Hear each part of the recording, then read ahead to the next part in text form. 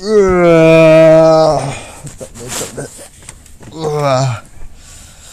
นี้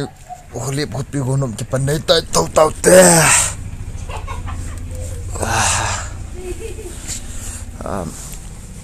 ปีกนมมาเห็น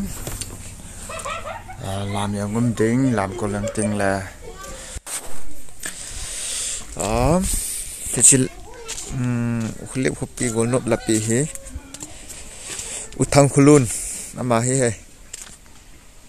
อามาอันนั้นเสียมติงเล่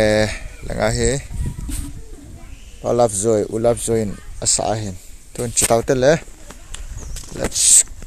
go Are you ready?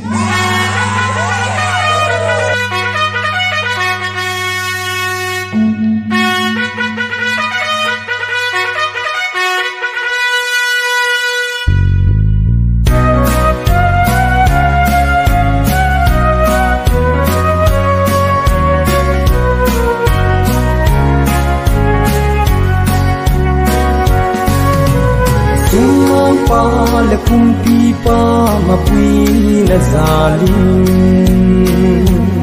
kam hai bang ina na zi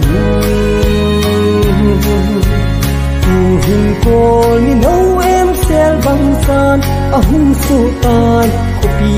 gol no bi khan ngol gol teng lung to in chon la han la oi tao ti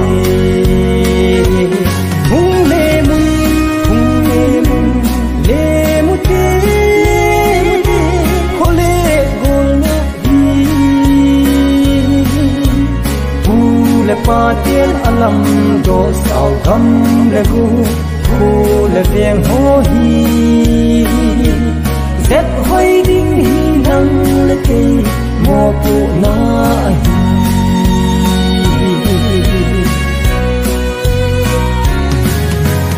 u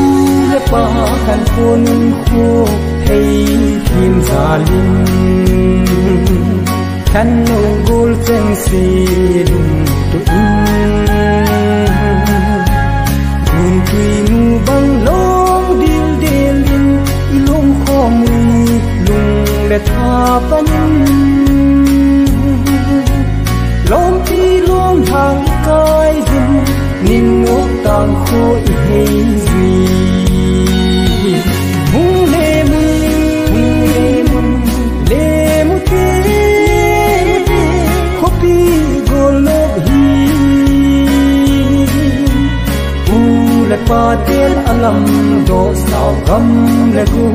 khu le veng ho hi zet hoi ding hi nang le ke mo pu na hi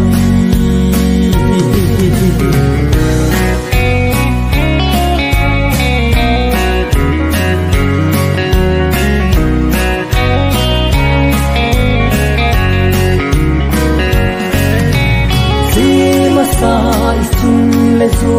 pi le pu te thao han do tung gol lo di